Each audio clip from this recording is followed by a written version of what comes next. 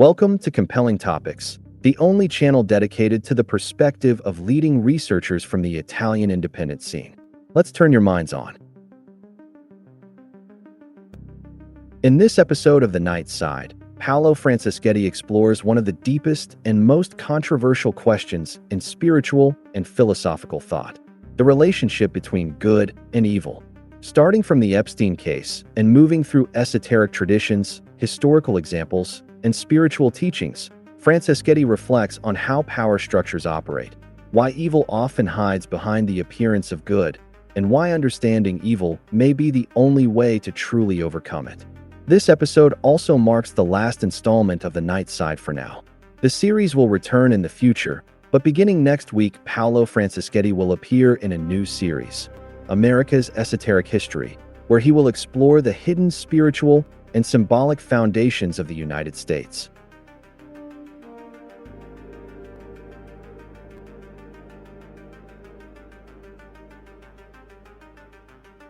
Paolo Franceschetti introduces the topic of the Epstein case, but he immediately clarifies that his goal is not merely to recount the facts. What interests him is something broader: understanding the structure of evil. Franceschetti observes that when facts of this kind come to light, the human mind almost always reacts in the same way. At first, there is shock. The idea that systems of power so vast, so cruel, and so organized could exist seems almost inconceivable. Then, as time passes, weeks or months, a psychological defense mechanism begins to operate. The mind starts to reassure itself. People begin to convince themselves that perhaps there was no real evidence, that maybe those files were fabricated in order to blackmail someone or destabilize certain power structures. According to Franceschetti, this reaction is typical of an ordinary person who instinctively rejects the idea that such a system could truly exist.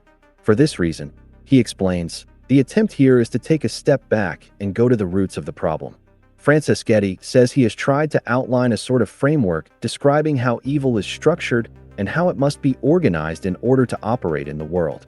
To address this issue, he adds, it is necessary to touch on metaphysical and esoteric themes as well, while still keeping in mind concrete examples such as the Epstein case and other similar situations.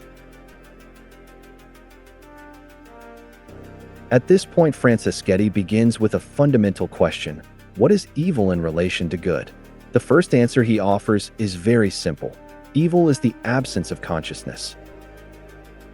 He then pauses to reflect on what consciousness actually means. Franceschetti describes it as a form of inner sensitivity, the ability to perceive the other. To clarify the idea, he offers a simple example. Why does a normal person not torture an animal? Because when that person sees the animal suffering, they feel that suffering within themselves. They experience discomfort and empathy, and precisely for this reason they tell themselves that they cannot harm that creature. According to Franceschetti, this is the deeper meaning of consciousness, the ability to feel the other within oneself. The same principle, he continues, can be seen in people who love plants or flowers. Someone with this kind of sensitivity tends to care for them and protect them, almost as if they could sense the potential harm that might be done to them. In this sense, Franceschetti says, we can say that good is consciousness, the ability to feel. But good can also be defined in another way. Good is love. Franceschetti describes love as a unifying energy, a force of attraction that draws human beings toward one another. The love for a partner or for one's children is exactly this, a feeling that in some way we are part of the other person. Of course, he adds, human beings are not enlightened beings. Even love is often mixed with jealousy, possessiveness, attachment, or the fear of losing the person we love. Yet despite these imperfections, the underlying principle remains the same. Love is a force that unites. Starting from this premise, Franceschetti arrives at a rather radical conclusion. To govern a country, or even a union of countries such as the European Union, he argues that it often requires a significant lack of consciousness. Someone who truly possessed consciousness, he claims, could never approve, directly or indirectly, a massacre such as the one that has taken place in Gaza. In reality, he adds, Such a person could not approve any war at all. In every war in history, children, women, the elderly, and innocent civilians are killed. People who often have no intention of fighting and frequently do not even know why the war is being fought. Even during the First and Second World Wars, he recalls, millions of young people were sent to fight and die for plans and strategies decided by others. According to Franceschetti, accepting such a reality requires precisely an absence of consciousness. This therefore becomes one of the first assumptions to consider when discussing those who reach the highest levels of political power. Anyone who ends up approving wars or mass killings must necessarily possess a profound lack of empathy and inner sensitivity. At this point, Franceschetti introduces the topic of children and education.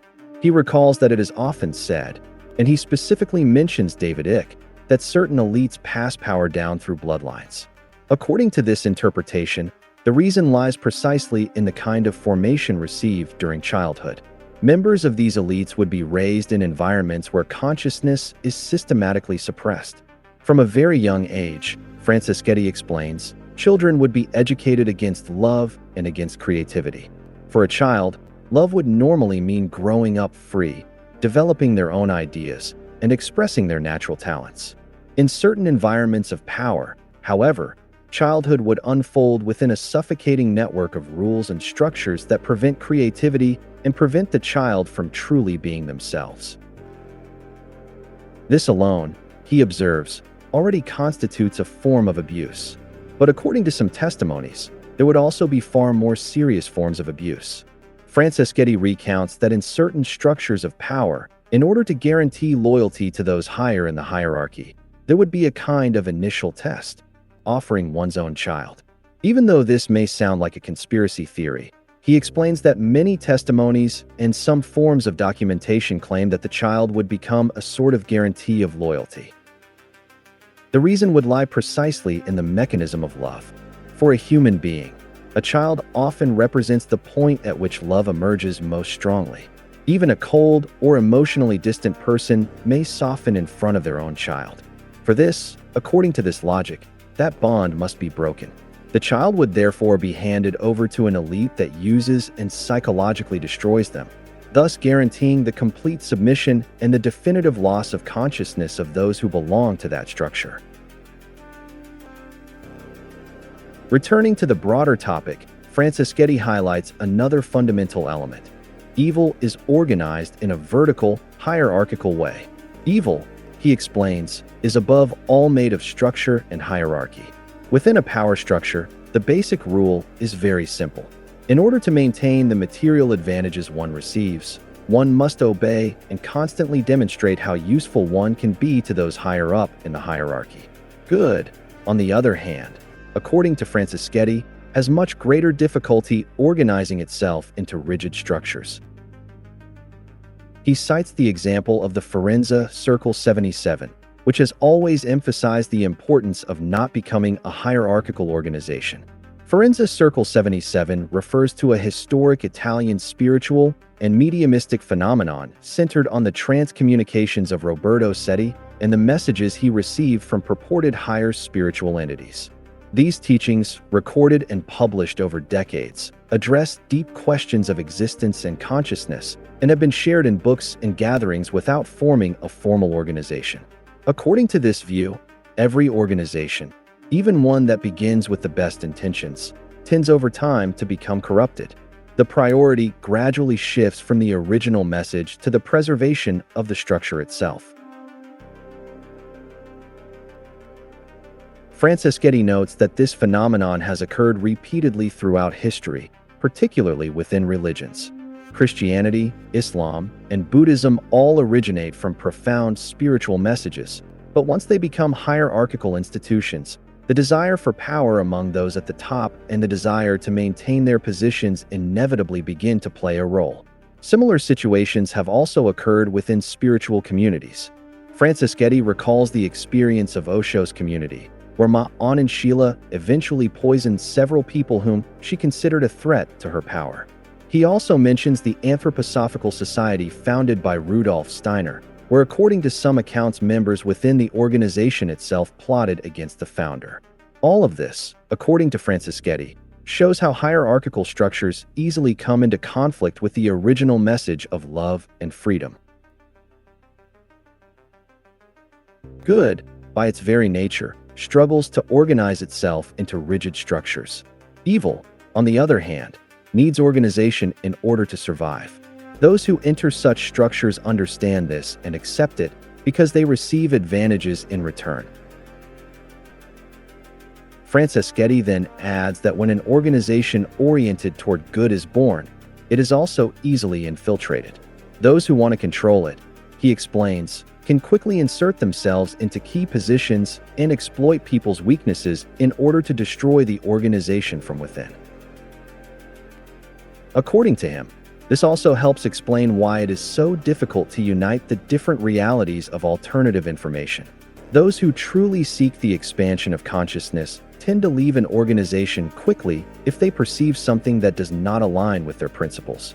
They are not inclined to accept compromises and often prefer to walk away rather than submit to a structure.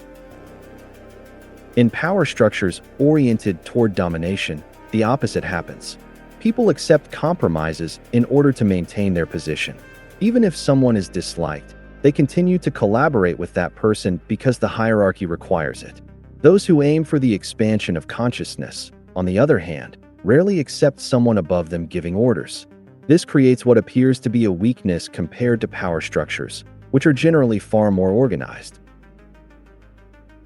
Franceschetti then mentions the case of the Rosicrucians. At a certain point in their history, he recounts, they chose to abandon any visible organizational structure and to stop existing on the material plane precisely because opposing organizations could easily identify them and attack them. Another central point, Franceschetti continues, is that evil needs good. Absolute evil, in a pure sense, cannot exist because it would ultimately destroy itself. If only people oriented toward evil were brought together, sooner or later they would end up destroying one another. For this reason, evil draws energy from good. In many esoteric traditions, this energy is said to be exploited through ritual sacrifices. In sacrifices, Franceschetti observes, the animal used is not aggressive or dangerous. Instead, a pure animal is chosen, such as a lamb, one of the most harmless animals. A snake, for example, is not sacrificed. It is often described as an animal driven almost entirely by instinct and lacking that small spark of consciousness that can instead be observed in other animals. Many animals, in fact, show forms of consciousness and empathy. Franceschetti mentions the case of dolphins, which seem able to perceive when members of their group are in distress even at great distances. There are documented episodes in which groups of dolphins surrounded human beings to protect them from sharks, as if they sensed the danger. Applying this reasoning to human beings, Franceschetti explains why, in certain esoteric narratives, children are often mentioned. The energy of children is considered the purest, and precisely for that reason, in darker esoteric conceptions, it would be the most powerful to exploit. From here also comes the importance of education. If one wants to form a person without consciousness, Franceschetti explains, the process must begin in childhood. A child cannot be raised with freedom, creativity, and beauty and then suddenly be transformed into a criminal at the age of 40. The process must begin much earlier. For this reason, many people who reach positions of power would have been abused since childhood. Those who suffer abuse, in fact, are more likely to become abusers themselves. In some contexts, children would be treated as instruments destined to become adults capable of acting without conscience. Paolo Franceschetti then resumes the discussion by observing that if a normal person, someone raised in a peaceful childhood and surrounded by love, were suddenly placed at the highest levels of power, that person would most likely not be able to remain there for long. After a few days, Franceschetti says, they would probably leave. They would not be able to endure what they would see and what they would learn, the power games that are often played at the expense of innocent civilians, adults and children. For this reason, Franceschetti continues, The fundamental objective pursued by certain power structures would be to remove future members from love from the very beginning of their lives. According to this interpretation, the people who reach the highest positions would be individuals raised in environments devoid of love, and they would therefore continue to exercise power in the same way, in total absence of empathy, directing their actions solely toward preserving and strengthening the structures of power. Franceschetti introduces another characteristic of evil. Evil is more visible than good. Good, he explains, is widespread and everyday, so much so that people become accustomed to it and no longer perceive it clearly. Evil, instead, immediately captures attention. He gives a simple example. If someone stands before a beautiful and harmonious landscape, they are immersed in good without realizing it. But if suddenly a missile arrives and destroys houses or devastates the land, that is immediately perceived as evil. In the same way, in a society where people normally live, work, walk around and go about their lives, a single murder is enough to create enormous public shock.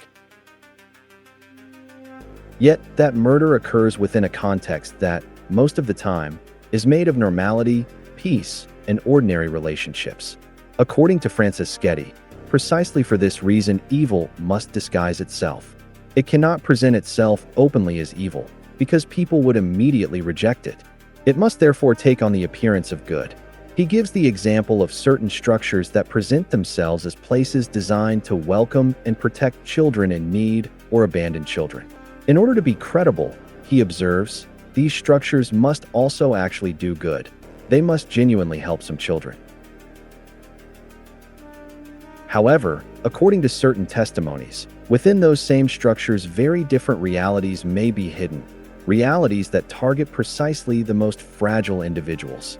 In this regard, Franceschetti mentions the book Nobody Girl by Virginia Roberts Giuffre, one of the main accusers in the Epstein case. In her autobiographical account, he says, Virginia describes an institute in Florida where she had been sent when she was about 15 years old.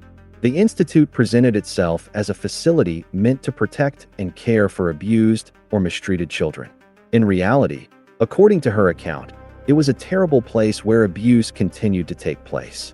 Franceschetti recalls that Virginia eventually managed to escape from that institute, and that, thanks to her denunciations and those of other parents, the facility was closed. However, it had been an institute financed partly with public funds and officially presented as a place of protection for minors. This, Franceschetti emphasizes, shows how difficult it is to recognize evil, precisely because it often appears in the form of good. Wars are also almost always justified with apparently positive motivations. Today, he observes, people often speak about exporting democracy. A leader is presented as evil or dictatorial, something that may sometimes even be true, but that is not necessarily the real reason why a war is launched. Evil, therefore, he concludes on this point, is visible in its effects but must remain hidden in its motivations. Franceschetti then moves on to another element he considers fundamental: evil divides. He recalls that the word devil comes from the Greek diabalo, which means to divide. One of the goals of negative power structures would therefore be to constantly set people against one another. According to him, even the opposition between good and evil can become a divisive structure when it turns into a conflict filled with hatred. If someone perceives themselves as an angel of good, fighting evil with anger and intolerance, they are still entering into the logic of division. Good, Franceschetti argues, should not divide and should not fight evil with violence.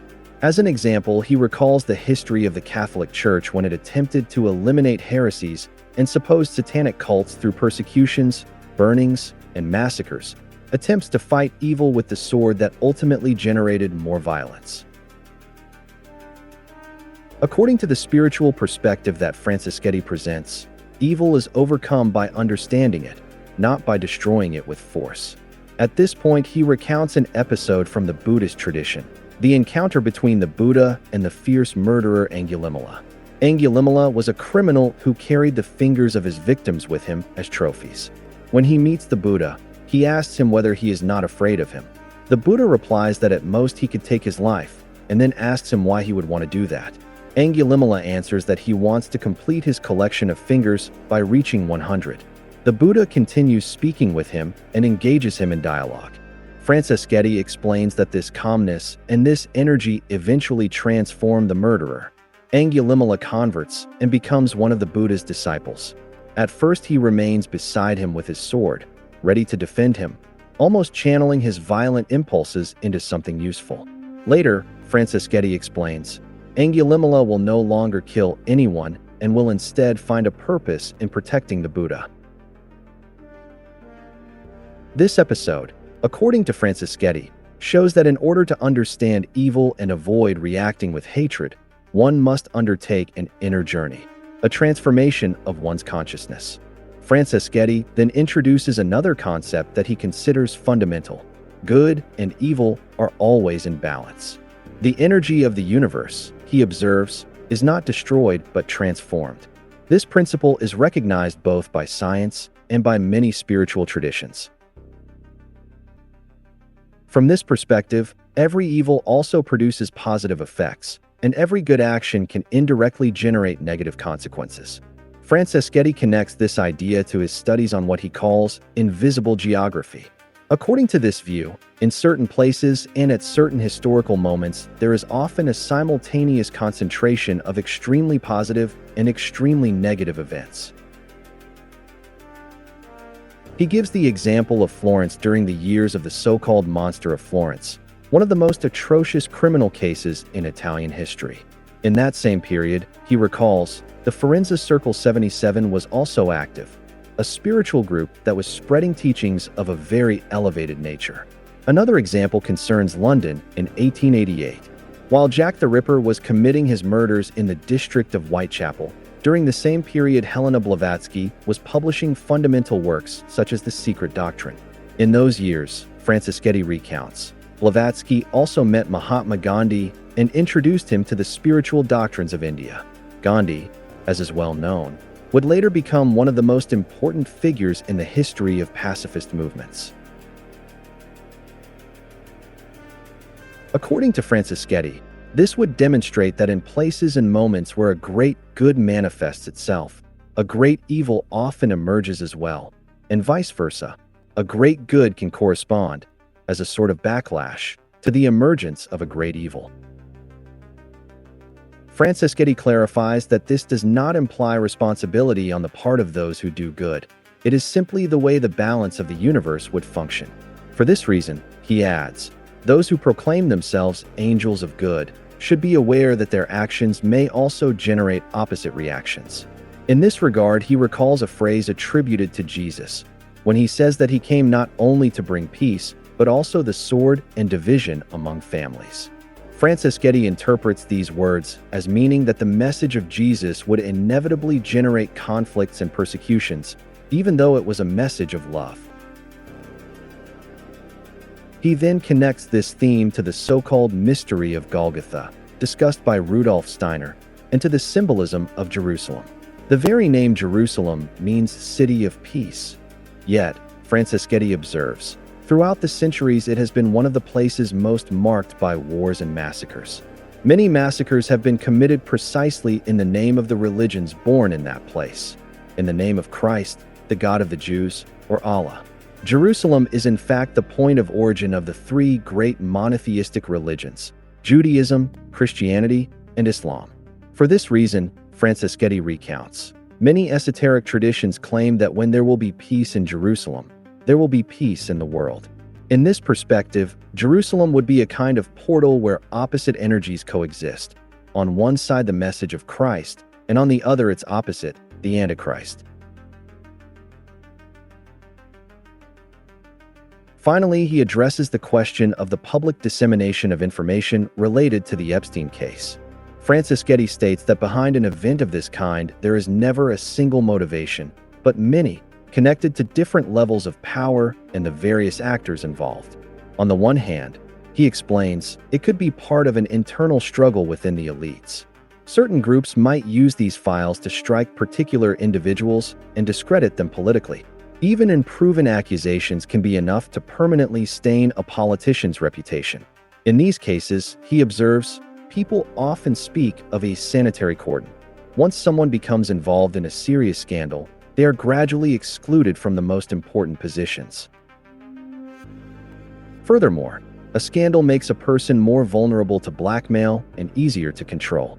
The implicit message can be, for now only some files have been released, but others could be published if necessary. Alongside these dynamics of power, Franceschetti acknowledges that there may also be forces that genuinely seek to inform public opinion and stop certain phenomena. In other cases, errors or leaks in the management of information may occur. From an esoteric point of view, he adds, an affair like this does not produce only positive effects. The dissemination of certain materials may also provide content for disturbed individuals who seek it for other purposes.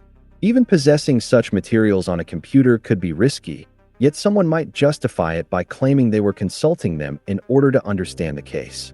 For this reason, Franceschetti concludes, there is never a single explanation. The motivations may be numerous, and the effects intertwine within the continuous tension between good and evil. However, he observes that one positive consequence of this Epstein case is that today it has become increasingly difficult to dismiss these themes as simple conspiracy fantasies.